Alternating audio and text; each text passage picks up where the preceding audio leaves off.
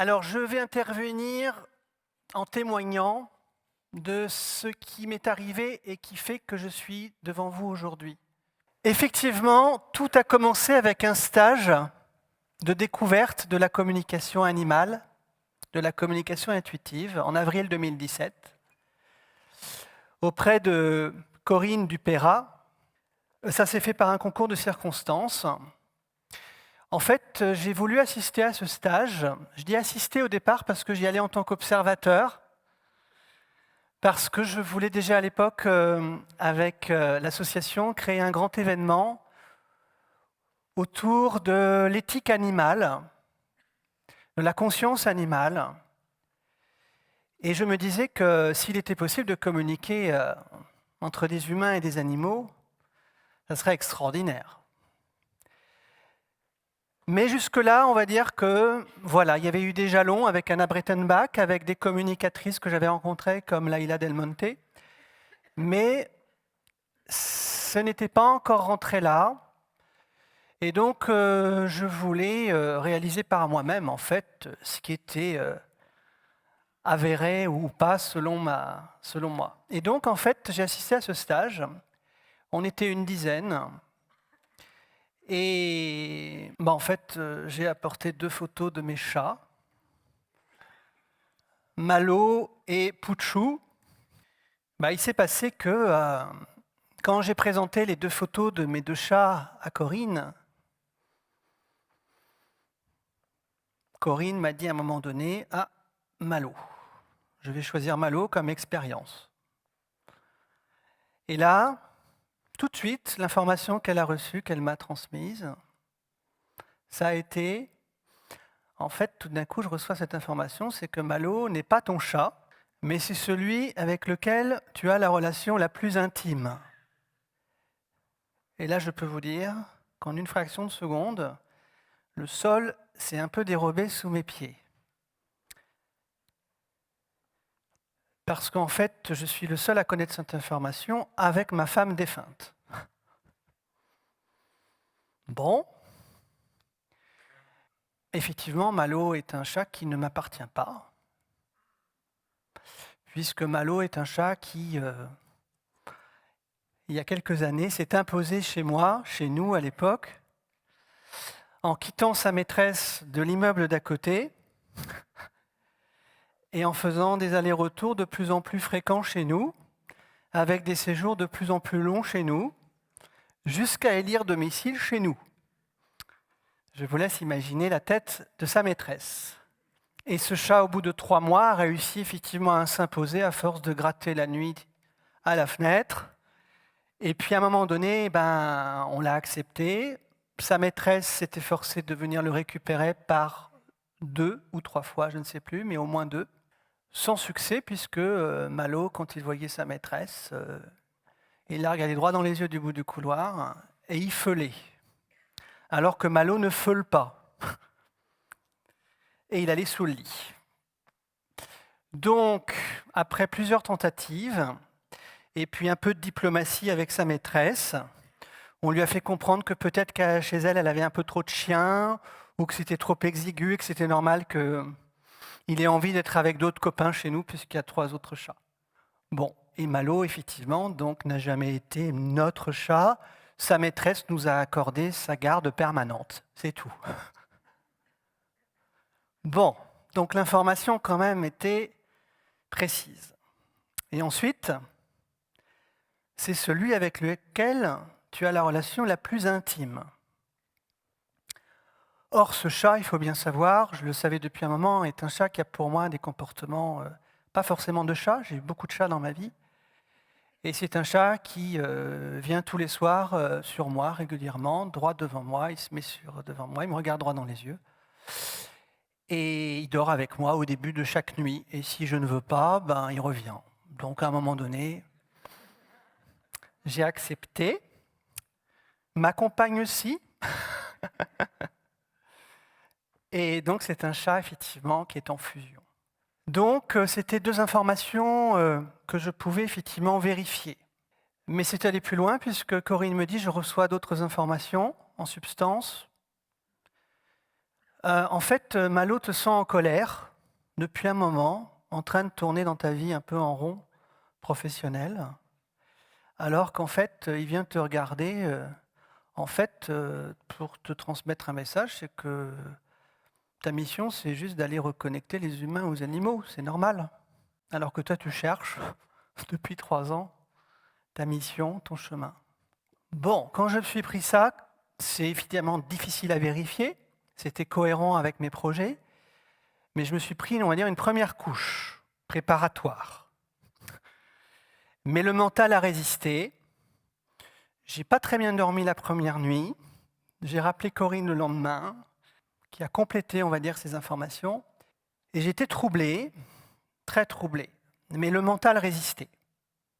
Je pensais être un garçon ouvert d'esprit, apparemment non. Pas assez pour tout de suite dire « Ah bah oui, ça existe ». Et donc, je ne sais plus, quelques jours après, je dis « Bon, moi j'ai besoin de choses tangibles ». Et donc, j'ai dit à Corinne « Écoute, j'ai un chat qui s'appelle Pépère, on va l'appeler Pouchou, c'est son surnom, qui est malade. Il souffre depuis à peu près 18 mois de ce qu'on appelle une hyperthyréoïdie. Et cette hyperthyréoïdie, en fait qu'il a des vocalisations, comme disent les vétérinaires, excessives. Et en fait, depuis un an et demi, il miaulait, mais c'était des miaulements qui ressemblaient plutôt à des cris. Et surtout entre 5h et 9h du matin, évidemment. Et en plus, dans la journée, de temps en temps, quand il accrochait mon regard, il miaulait aussi très fort. Bon, comme c'est un chat qui aimait beaucoup les câlins, je me suis dit, bon, il a besoin d'être caressé, puis ça le calmait. Je le retournais sur le dos, il adorait qu'on le caresse. Mais au bout d'un moment, je me suis dit, il y a quelque chose, donc j'ai demandé à Corinne. Et Corinne fait une communication avec Pouchou. Et là, je vais vous le faire court en substance, parce que le message peut être un peu long. Il me dit, mais en fait, ah oui, il faut bien préciser avant que Pouchou avait un traitement vétérinaire depuis un an, assez lourd le matin, le soir, et que ce traitement fonctionnait moyennement. C'est-à-dire que le vétérinaire me disait, mais en fait, il ne le prend pas, votre traitement. J'ai dit, si, je lui donne. Bon. Et donc, Corinne me dit, mais en fait, l'information que je reçois de Pouchou, c'est qu'en fait, il crie, on va dire, d'une souffrance et du lien d'attachement très fort qu'il avait avec ma femme. En fait, il exprime tout ça comme il peut. Alors je me suis dit, c'est bizarre quand même, ma femme est défunte en 2012, pourquoi ça commence en 2017, l'esprit rationnel qui reprend. Et elle me dit, écoute, j'ai communiqué avec Pouchou, je lui ai expliqué, je l'ai rassuré sur ta femme, Valérie. Elle continue son chemin, et puis toi, tu dois continuer à vivre.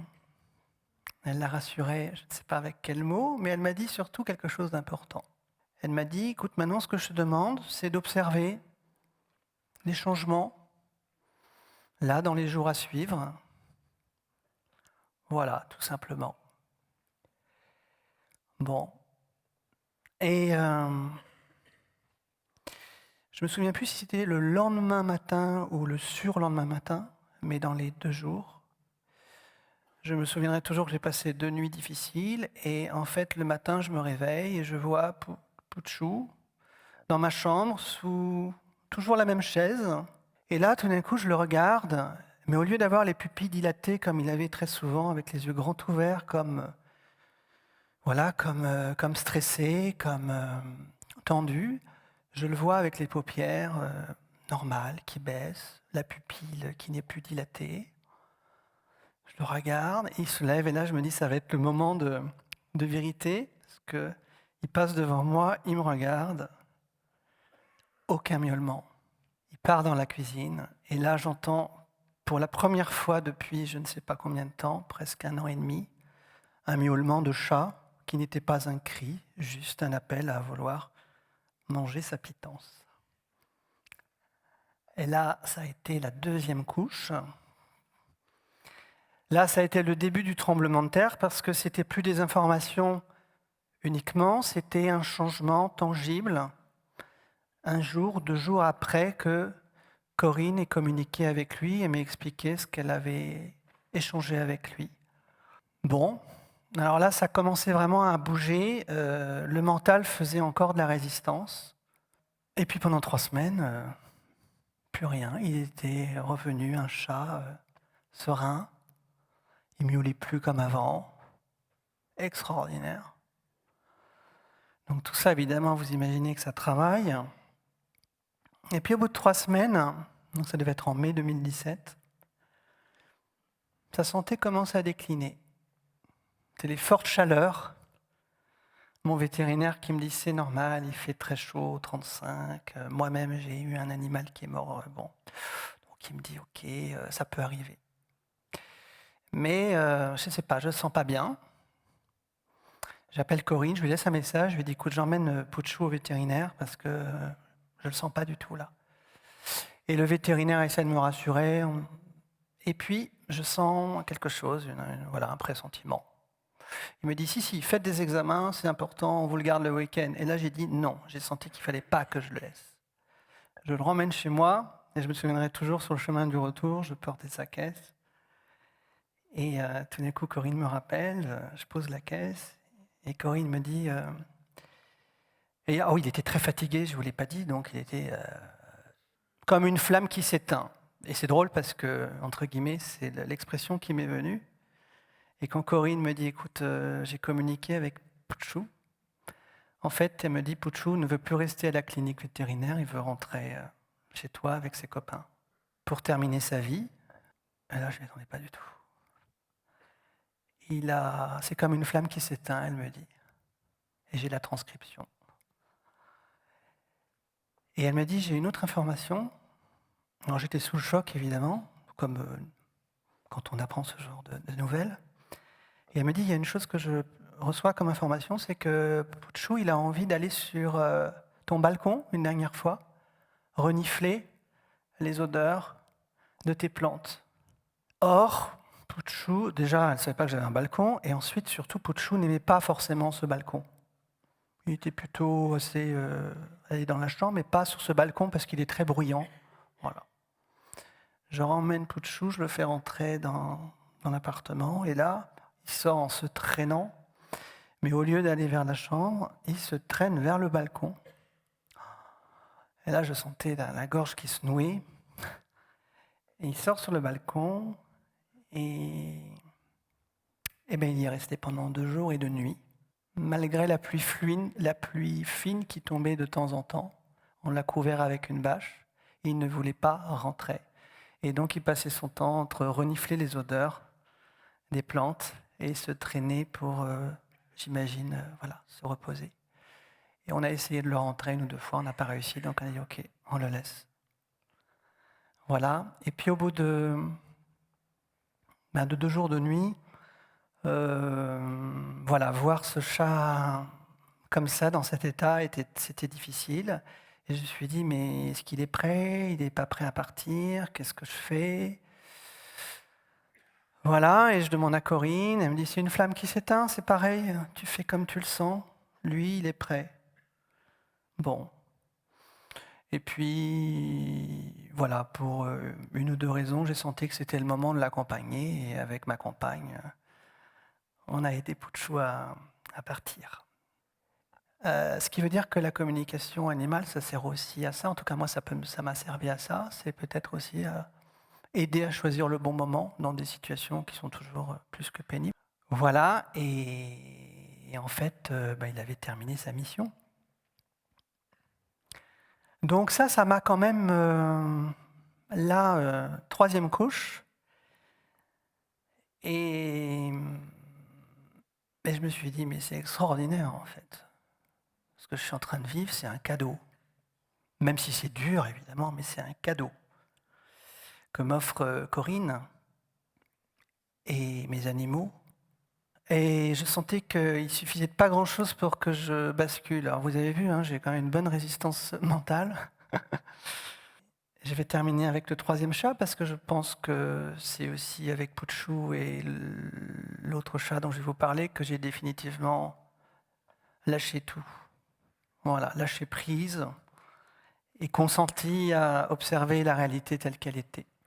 Donc Malo, vous l'avez à gauche. Pouchou, vous avez les deux triangles rouges qui illustrent en fait la première communication et le changement, 1 ou 2 jours après.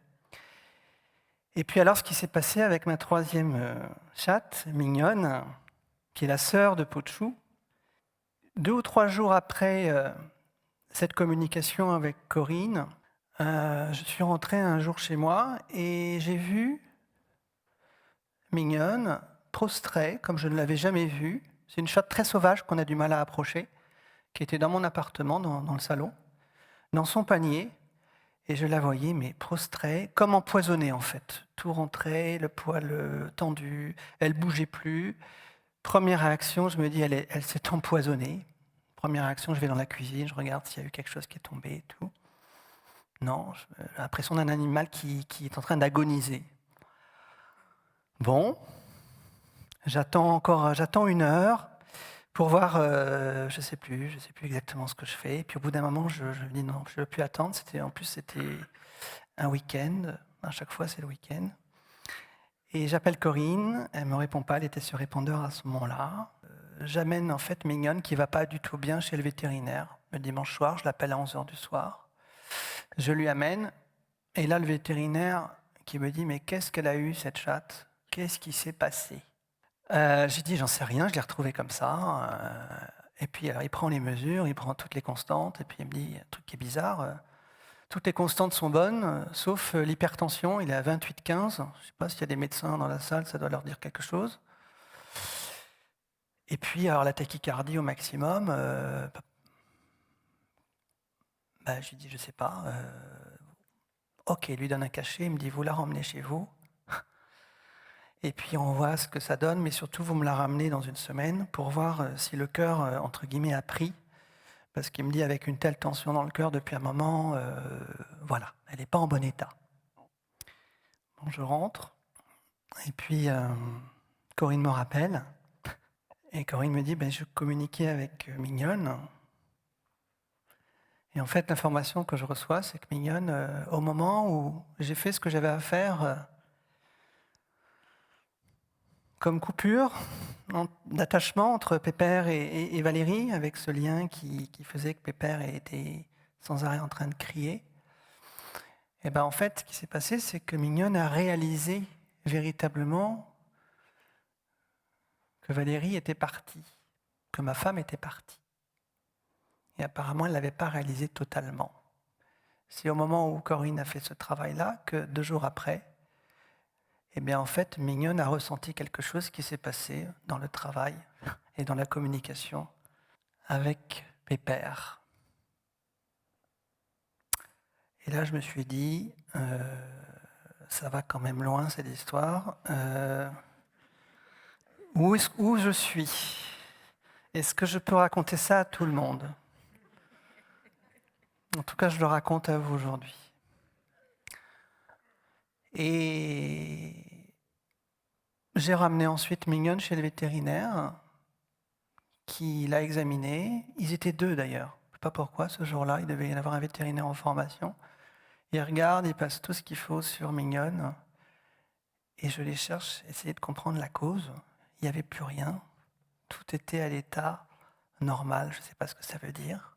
En fait, il a essayé de me reposer la question en me disant « Alors, vous avez trouvé la cause ?» J'ai dit « Non. »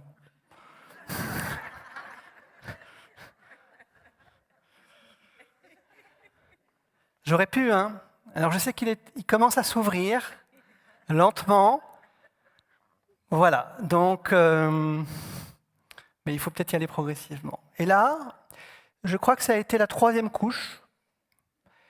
C'était en juin. Et là, je me suis dit, c'est extraordinaire ce que j'ai vécu, ce que Corinne m'a permis de vivre, ce que mes chats m'ont permis de vivre.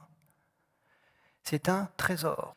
Mais ce trésor, il ne doit pas rester juste entre soi, entre toutes les personnes qui sont communicatrices, dans les soins, dans tous ceux qui sont déjà dans cette partie, il faut absolument le faire connaître, le divulguer, le révéler, le montrer, mais avec un langage adapté. Et je me suis dit, bon, en fait, j'ai pas le choix. D'où ce que je vous disais ce matin, le fait que cet événement a été une décision qui n'était pas vraiment un choix, mais l'appel. Voilà, l'appel de mes 3 chats. Plus Kaline, qui est ma quatrième chatte. Mais alors pour elle, tout va bien, donc il n'y a pas eu de choses particulières. Voilà, donc je suis tranquille de ce côté-là pour le moment. Et voilà, et tout est parti de là. Et Kaline, qui médite de temps en temps avec moi le soir devant une bougie, et qui d'ailleurs, c'est très drôle, et ma compagne est témoin dans la salle, c'est une chatte qui est devenue de plus en plus câline aussi, alors qu'elle n'était pas il y a encore quelques années. Alors évidemment, tout ça, ça apprend, et puis ça change la vie. Bon, déjà, je ne regarde plus mes chats comme avant. Ah oui, parce que quand même, il faut quand même vous dire que je suis quand même impliqué, on va dire, dans la cause animale depuis très longtemps. Pour moi, que les animaux aient une intelligence, c'est une évidence. Je ne sais même pas pourquoi il faut continuer à faire des études là-dessus. Mais c'est important.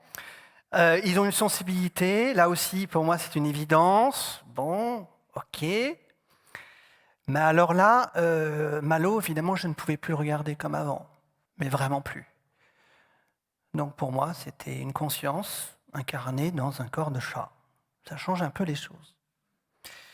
En plus, j'ai pris conscience que je pouvais aussi, moi, communiquer avec lui, que ce n'était pas uniquement un mode de réception. Donc je fais beaucoup plus attention aujourd'hui à la manière dont je communique avec lui, au-delà des mots. D'ailleurs, je lui parle pas plus qu'avant, mais ma posture est différente. Et puis en fait, je découvre que cet accompagnement mutuel que j'ai avec mes chats, c'est une coévolution en fait, et qu'ils m'apportent autant que je leur apporte et qu'on avance ensemble. Parce que Malo a quand même besoin de beaucoup d'affection, c'est un chat qui demande beaucoup. Et un des messages d'ailleurs, c'est que j'étais pas assez souvent avec lui, mais je ne sais pas comment faire plus, puisque je suis très souvent chez moi. Ça a changé quoi ? Ma vision des priorités, bien sûr. C'est sûr que je fais un métier que j'aime depuis 24 ans. Je fais du coaching, du conseil en management, en conduite de changement. Bon, on aide les organisations, les managers à faciliter des changements. Bon, enfin là, c'est vrai qu'avec ce que j'ai vécu, je me suis dit, mais ma mission, elle est plus que là-dedans. Et comme disait Einstein, ceux qui ont le privilège de savoir ont le devoir d'agir. C'est-à-dire qu'il y a eu un avant et un après. Je ne peux plus faire comme si je ne savais pas. Et à partir du moment où je ne peux plus faire comme si je ne savais pas, ma responsabilité, elle est où ? Et donc ma responsabilité, depuis 1 an, elle est de travailler avec toute l'équipe TAC et tous nos premiers cercles et tous nos alliés pour que déjà ce premier événement existe et contribuer à diffuser en fait. Voilà, cette communication intuitive.